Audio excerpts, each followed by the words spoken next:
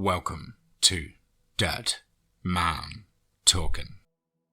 Tonight's story, we welcome back the incredible writer from Reddit, Horror Writer 1717.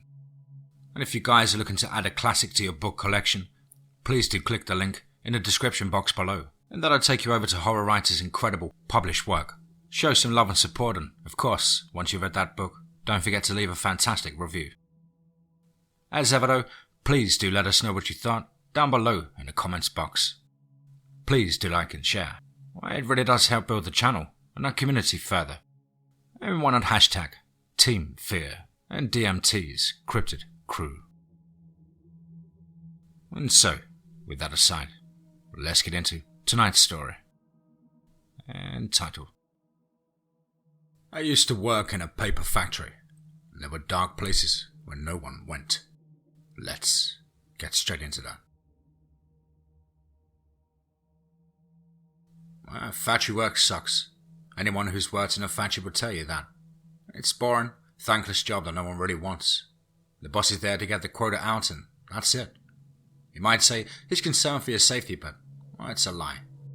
I used to work in a factory where they made paper products. I'm not talking about paper cups or plates. I'm talking about standardized tests and voting forms. We did a lot of government work, the boring kind. However, we didn't get government pay. Management treated us like mushrooms. They fed us crap and kept us in the dark. What they did do was overwork us and foster mistrust among employees. Being on your feet for 12 hours a night was bad enough in itself. Breaks, they were a joke. We get 2 10-minute breaks and a 20-minute lunch. The problem was, the break room was at the front of the plant. If you were unlucky enough to be working at the back of the plant, like me, you had to walk nearly a quarter of a mile to get to the break room. And of course, it didn't allow you walk in time. Your break started and ended at a specific time. No matter where you were, no matter how tired you were, and no matter how much your feet hurt. When a break was over, you better damn well be back at your station. What made things worse was when the machine operator was a suck-up and ran the machine as fast as she could, with zero consideration for the people on her line that had to keep up. We didn't dare complain though, or she would just work us through breaks. And she just refused to stop the machine. Believe me, I've fallen victim to her narcissistic terrorism before. But how could she get away with that, you say? Well, one of her best friends happened to be one of the shift supervisors and believed every lie. I mean, every word she said. It wasn't too much of a stretch to say she could do whatever she damn well pleased. There was a clear class distinction at that factory. The upstairs people, management who rarely dying to go slumming onto the factory floor to see how the factory really worked. And then there was the rest of us. The poor slobs who lurched into work every night and limped out every morning. I used to compare us to the Morlocks and the Eloi from the time machine. They, the Eloi, were the clueless upper world dwellers who lived a perfect life free of any kind of problems. We, the Morlocks, were the creatures they kept in the dark, working endlessly to keep their perfect world running. I just wish the comparison wouldn't have ended there. I would gladly pick a few of the upper dwellers for a permanent trip to the underworld. But I digress. Yes, factory work, it sucked. Unless you had one of the golden jobs that got you off your feet. These jobs were forklift drivers. Many times I looked on in envy at the forklift drivers who would sit on the lift waiting for us, the actual workers, to fill a pallet with whatever product we were making so they could swoop in and take it away to the trucks or the shelves or wherever they took it to. And so naturally, the day I found out I was being made a forklift driver was the happiest day in my factory career. It didn't even compare. The forklift job was so much better and easier than the slave labor of working on a machine. I came in, got my coffee, and went to my little driver's shack back in the corner of the plant where things were relatively quiet. Then checked my forklift to make sure I had a full battery and went off zipping around as happy as a kid with a new toy. And for months I was flying on cloud 9, happy to come to work for the first time in a long time. I didn't think I could ever be unhappy in that job. Man, was I wrong. It happened one day when we were running a booklet we hadn't run in a long time. There were huge rolls of paper that weighed upwards of a ton that were stacked one on top of the other in towers that reached all the way to the ceiling. Unfortunately, since this was a seldom used paper, it was all the way at the bottom. So, I had to unstack all the rest of the rolls and put them somewhere so I could get to the one that I needed. Now, this not only took a while, but we also happened to be extremely busy that night. The day shift had left us with a mess to work out, and I was busier than a termite in a sawmill. And so the machine that couldn't run until I unsacked the paper kept calling me and asking when it would be there. In the meantime, every other machine needed tending as well. It was not a good night. Now, of course, when you're rushing, you're more prone to make mistakes. I misread one number and brought the wrong booklets to the machine that happened to be run by the evil suck-up operator. Once she started running the books, she realized they were the wrong ones. And instead of working to fix the problem, she wanted to scream at me that I was making her fall behind. I was making everyone else fall behind by tending to her problem, but she didn't care about that. I worked through both of my breaks trying to catch up, but nobody seemed to care. And once all the little whiners were happy, I went back to unstacking the paper rolls. When I finally got to the bottom roll, I noticed something strange. It was a place that seemed unnaturally dark. Don't get me wrong, when you're dealing with the towers of paper rolls that stretch to the ceiling, there are plenty of times when they block out the light. The entire area where the rolls were stacked was darker for that reason. Where I had unstacked was directly beneath the light, but at the bottom it was still dark and there was no earthly reason why. I got off my forklift and grabbed the flashlight. I approached the cloud of darkness curiously, but cautiously. I shone the flashlight into it, but the light just disappeared. It was just like it sucked the light out of the air. I stepped to the side and I could see behind the cloud. I stepped to the other side and the same thing happened. I took a step closer to this strange phenomenon. I held the flashlight closer to the edge of it, and as I did, the light disappeared. I pulled the flashlight back to make sure it was still on. It was. I extended the light into the darkness again. This time, the flashlight went all the way in, including my hand. The air felt cool, but not cold. My curiosity overwhelmed my common sense, and I let my arm slide further in. It felt like empty air. There were no obstructions and nothing touched my hand. And for some reason, I felt drawn in further, like I had to know what this was. I stepped into the cloud, and as soon as I did, my vision went dark. I couldn't even see the light from the flashlight.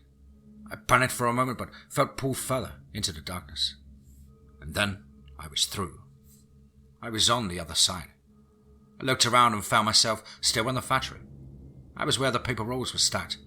I was basically in the same place, except it was different. The lights were dimmer, and they had a reddish hue. It cast everything in an eerie red glow. I wondered if we had lost power and emergency lights were on. I stepped forward and looked around. Many things seemed the same, but there was no sound. No machines running, no forklifts zipping here and there, no voices on intercoms. It was completely still. Even the air didn't seem to be moving. My mind sent an emergency alert saying I didn't want to be in this place. I turned to step back through the cloud, but it had vanished. I looked around, but it was nowhere to be found. It was strange because I had only taken a few steps. I decided to look around and see if it would reappear. I walked over to the paper press machine that had been running when I was unstacking the paper rolls, but it was still. No one was attending to it. There was something else odd. It had a layer of dust on it, as if it hadn't been used in years. But the strangest thing was a pile of bones sitting on the floor in front of the machine. I recoiled at the sight of bones that glowed red in the ambient light, and backed away from them, wondering whose they were and what had happened. And for one ludicrous moment, my eyes darted to the first aid cabinet, and then I came to my senses and retreated from them, as though I expected them to reanimate and lunge for me, horror movie style. I was rattled. Why and how would that happen? If someone was playing a joke, it wasn't a very funny one. Keeping an eye on the bones just to be sure, I went over to the machine, where the suck-up had been running her workers to death. It was also still. I had a layer of dust on it.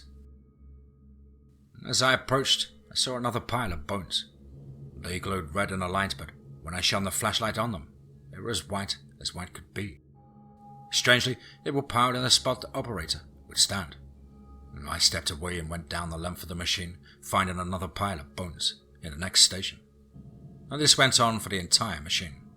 Wherever there was a workstation, there was a pile of bones. What the hell was going on here? What was that dark cloud? Did I just pass into some personal hell? Everything about the factory, it looked the same, except for the disused machines and the pile of bones. Had I somehow transported back in time? The questions bombarded me as I continued through the old part of the factory, finding not a living soul, but bones of machines where they should have been. As I roamed in total silence, something else struck me as odd.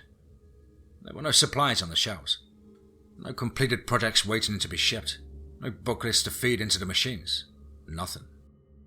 And as I went from the old section into the new, I was suddenly assaulted by a sound. It was as if someone had just flicked on a switch and turned it back on. I looked over at the machines and quickly dove for cover. There were operators here running the machines, but they were skeletons. They were doing everything an operator should do. There was one loading a machine, another unloading it, and there was even a skeleton driving a forklift, taking the finished work and stacking it upon the shelf.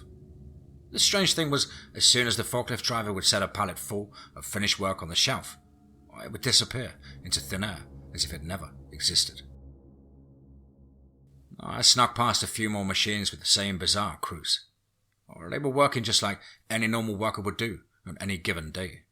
They just didn't have skin, or muscles, or eyes. I hid as best I could when a forklift went past me. Then I snuck around the machine and headed towards the break room. I peeked in through the window and saw several skeletons sitting at tables the way workers would, as if taking a break. The utter impossibility of the scene, it was wearing on my sanity. I kept trying to wake up as though this was a nightmare, but I couldn't. Past the break room was the main door to the factory. I quietly tried to open it, but it was locked. My escape blocked, I went up the stairs to the offices. Usually, I wouldn't be allowed upstairs. None of us common workers were allowed upstairs unless we were summoned. I made my way to the first office and peeked in. Instead of a skeleton behind the desk, there sat a nightmare. It was a corpse. The skin was sagging. On her face, with congealed blood in several places, and there were openings to see through her cheeks. I could even see the hint of teeth. But she was dressed in a business suit and going about normal daily routine things, like filing papers and typing on a computer. Even her hands were partially covered with skin, and partly the skin was rotting off the bones. I waited until her back was turned to the door and slipped past a look in the other offices. Now the next few were the same. Rotting corpses dressed in office attire and doing their jobs as if it was the most normal thing in the world. Was I losing my mind? I found a chair in an empty boardroom and sat for a moment to collect my thoughts. What was this insane place? Was I in my own personal hell? Was this some purgatory for factory workers where they had to continue to work on into the afterlife? But as I pondered these things, I heard another sound. A growl. It wasn't like any earthly animal I'd ever heard. It was like someone had combined the growl of a lion with a Tyrannosaurus Rex from Jurassic Park. The sound reverberated through the walls, coming closer by the second. I felt a wave of nausea wash over me as the growl intensified. I searched frantically for some place to hide, to get as far away from this thing as I could. My mind shuddered with fear, imagining the nightmare that was about to consume me. I found the darkest corner I could and squeezed myself into it, praying that no part of me could be seen. As a last resort, I pulled a chair in front of me, slowly so it wouldn't make any sound. A cloud of mist drifted into the room, making me freeze in terror. And I felt the first footstep before I saw the massive footstep into the room. It was like a giant claw attached to a massive sinewy leg. It was covered in dark scaly skin like a giant lizard. The slight opening between the back of the seat of the chair was my only protection and my only way of seeing this horrid creature. The belly and arms were made of the same dark scales, and for an instant I thought I saw a hint of leathery wings flowing behind it like a cape. I couldn't see the head, and I was glad about that. I think if I had been able to, I would have screamed regardless of the danger. The clawed foot approached my hiding place, and it paused in front of the chair, causing my mind to go into convulsions of fear. Somehow, I had the presence of mind to hold my breath. As I breathed in silently, the horrid stench of death assaulted my senses. I stood there for an eternity. I knew I was dead.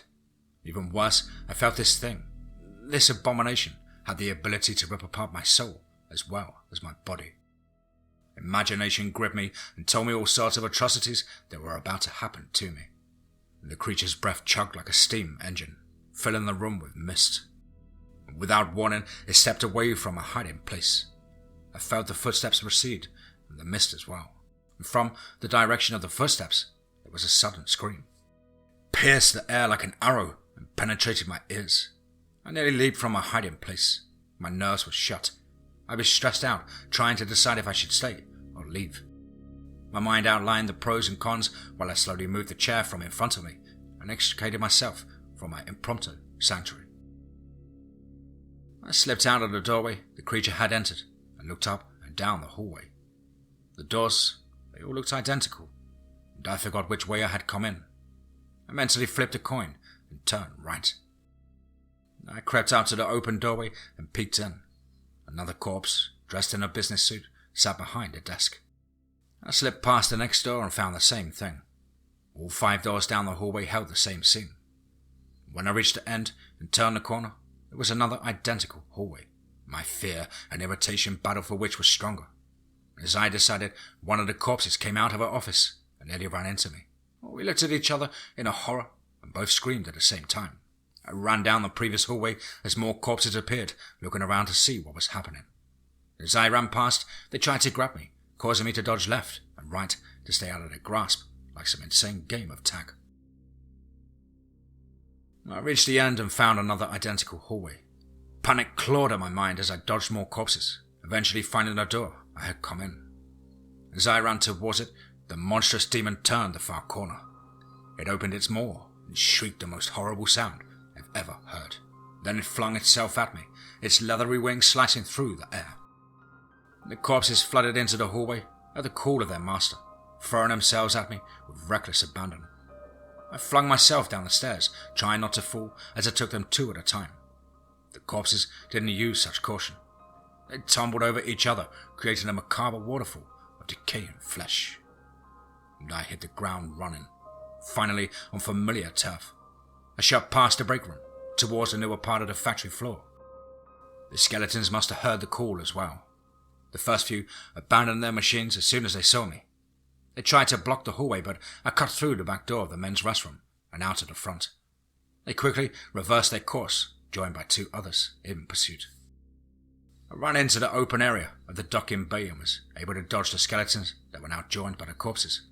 I ran back to the old section, where I knew every inch, every dark corner, every hiding place. I searched for the portal near the stack of paper rolls where I had arrived in this familiar hell, but it was nowhere to be found. I circled the area to keep my pursuers at bay as I searched.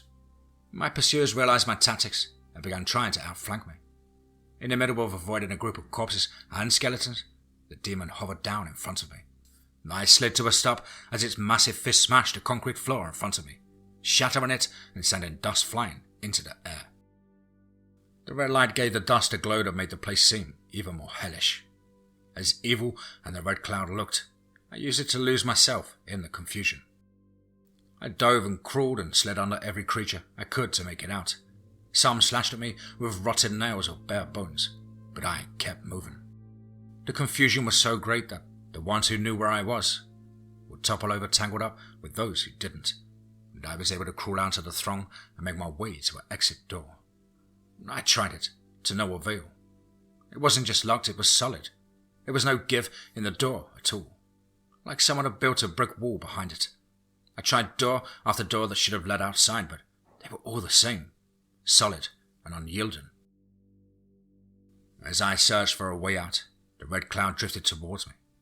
They must have figured out I had given them the slip and were back in pursuit. I tried to think of one place they wouldn't look for me until I could plan some other way out of here. And I ran to the elevator and pressed the button. Nothing happened. I ran into the break room and desperately searched for something to pry the doors open with, and I found a metal butter knife and shoved it between the doors, opening them just enough to get my fingers in. I pulled with all of my might, straining as the doors crept open slowly, and I saw the first of my pursuers. I squeezed myself into the elevator car as the door slammed shut, and I collapsed to the floor and sat still. I tried to slow my breathing as quickly as I could. I pulled a flashlight out of my pocket, but didn't turn it on. I didn't want to risk even a sliver of light being seen from the outside. I focused on my breathing, deep, slow, and silent. The air was close in the elevator, but at least there was no damn red glow, only darkness. And suddenly, I felt panic rising in me, realizing I hadn't looked inside the elevator before diving in. I held a quick debate in which panic won over caution.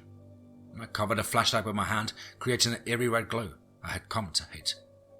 I quickly panned around and found nothing. I doused the light as I heard the dead and decaying lumber by like it was a shift change. And after the crowd was gone, I heard the heavy footsteps that could only be the demon leader. They too passed the elevator and then paused. I held my breath, not knowing if it would be my last. Unsure if that monster would punch right through the doors and drag me to my doom. And the silence, it was thick enough to cut with a chainsaw. I didn't dare move. That thing was waiting, listening, and then the doors exploded inwards. They just missed me as they embedded themselves in the back wall of the elevator. The demon glared down at me. I was dead. But by some miracle, instead of cowering and accepting my fate, I jumped up and climbed out of the top of the elevator, aided by stepping on the doors that were embedded in the wall. I didn't seem to expect that. Its claws slashed the air just beneath my foot as I clambered out and shone my flashlight up the shaft. I was dark, but the top seemed to be extra dark. My flashlight, I couldn't penetrate it. I nearly jumped for joy. I'd found the portal. I only prayed that it would stay there until I could get to it, or if I could get to it. I began climbing the access ladder with every ounce of quickness and agility in me. Below me, the monster was tearing the roof off the elevator to shreds, trying to get to me. It became a bizarre foot race as I climbed at all possible speed. My foe, however, was cheating. He flapped his wings twice and shot upwards towards me. I was frantic and despondent, knowing it was going to catch me within inches of my salvation. Just then, it roared as I saw its wings hit the metal framework inside the shaft. Hope burgeoned me inside as the monster's struggles gave me the precious seconds I needed. I reached the top of the ladder and flung myself into the open air above the portal. And for one horrible moment, I felt myself falling and knew that I was wrong. This wasn't the portal. I was falling to my death and the feast of the beast that pursued me. I landed hard on something solid, yet oddly soft. On opening my eyes, I looked at the surface that had knocked the wind out of me. I felt it with my fingers. I knew it was carpet. Behind me, someone cleared their throat. I turned to see the owner of the company sitting at his desk. I struggled to my feet, feeling the adrenaline crash coming on. Who are you and how did you get in here? He said, looking me up and down. I took in my own appearance, forgetting about the shredded, dirty, and bloody clothes that barely clung to me. I opened my mouth to say something, then realized no matter what I said about the trauma I'd just been through, I wouldn't be believed. I wasn't sure I believed it myself. I smiled at him and said, just a lowly Morlock, sir. He growled softly, reminding me of the sound I'd heard recently. I turned and left his office, glancing in at the well-dressed office workers as I walked through the well-lit hallways, having flashbacks to the deadly pursuit. I knew I couldn't spend one more minute in that place. I walked out of the main door, grateful that it opened, and never stepped foot back inside that factory. I still have nightmares, even months later. It's only now that I gathered the courage to tell my tale.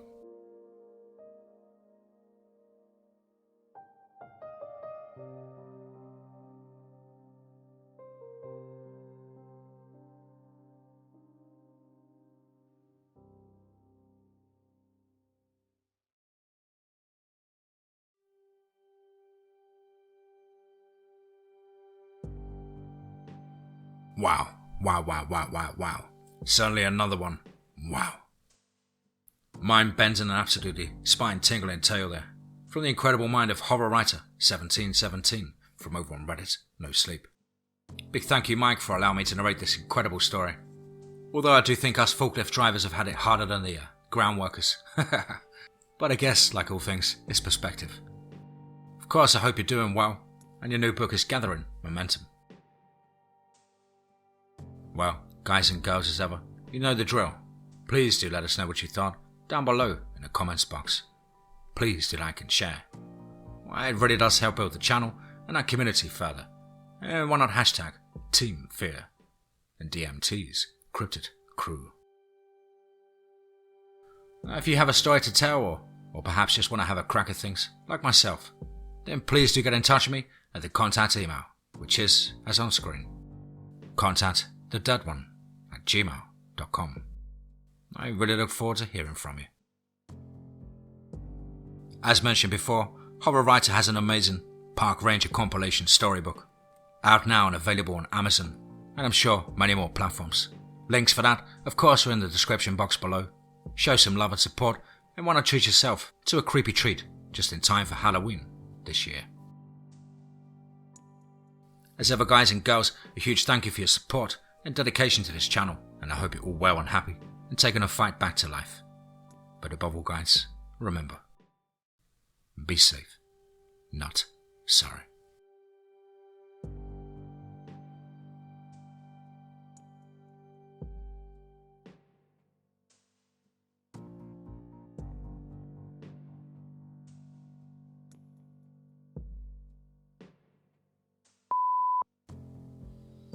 I used to compare us to the Morlocks.